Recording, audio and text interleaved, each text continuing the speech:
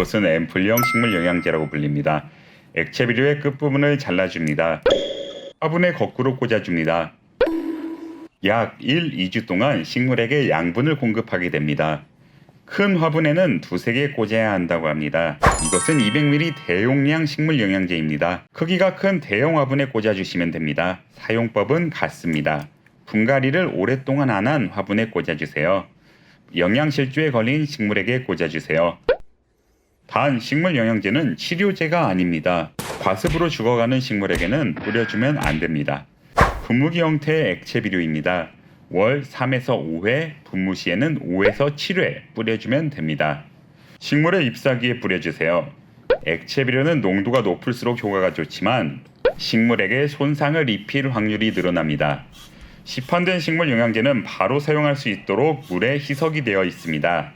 사용하기 전 꼭 설명서를 읽어보세요. 이렇게 꽂는 형태가 아닌 분무기 형태의 액체 비료를 보고 많이 의아해 하셨을 텐데요. 식물의 잎에 비료 성분을 분무해 주는 걸 연면시비라고 하는데요. 연면시비의 장점이 있기 때문에 액체 비료를 사용하게 되는 거예요. 네, 식물이 영양실조에 걸린 경우 연면시비를 하면 식물이 잎으로 즉각적인 양분 흡수를 한다고 해요. 식물은 잎으로도 소량의 물과 양분을 흡수할 수 있다고 하는데요. 그래서 연면시비를 하게 되면 식물이 양분을 바로 흡수할 수 있다고 합니다. 또한 식물 비료에는 이 NPK라는 성분이 있잖아요.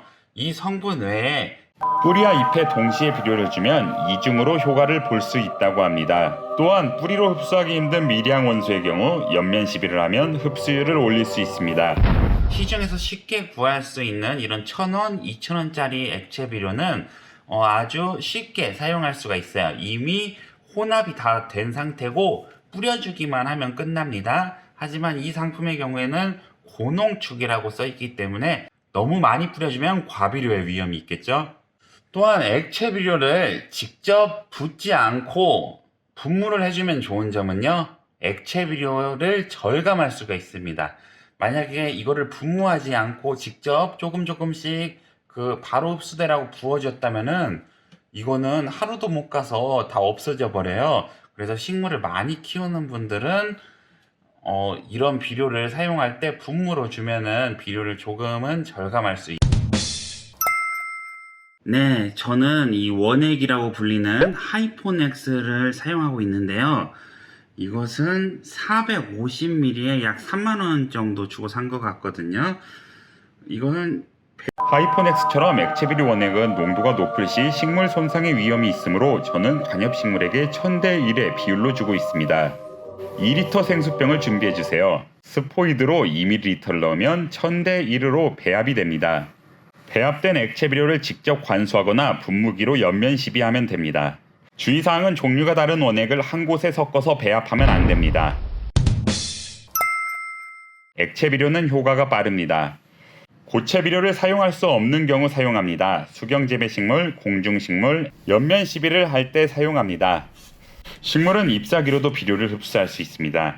연면 시비를 하게 되면 비료 흡수율이 빠릅니다. 헌 잎사귀보다는 새 잎사귀의 효과가 빠르며 하루 내에 비료 성분이 흡수된다고 합니다.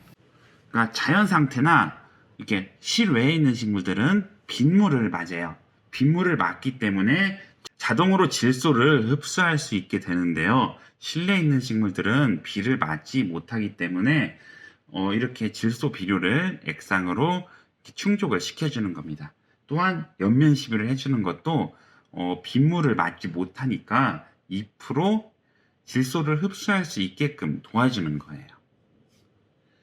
고체 비료를 사용한다면 굳이 액체 비료를 사용할 필요는 없는데 고체 비료를 줬는데 식물이 영양실조에 걸려서 좀 시름시름 앓는다, 분갈이한 지 너무 오래됐다. 제가 스킨답서스를 2년간 분갈이를 안 해서 스킨답서스 화분에 액체 비료 하나를 꽂아줬고요.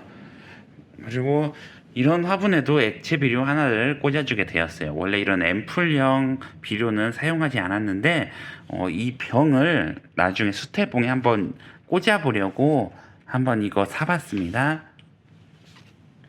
근데 확실히 액체 비료를 주면요, 이렇게 비료 잎사귀가 이렇게 커지고 잘 자라게 됩니다.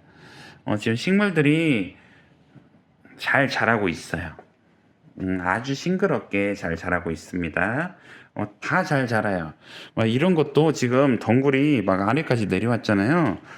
굉장히 성장 속도가 빠르고 잘 자랍니다. 아주 예쁘게 잘 자라고 있어요.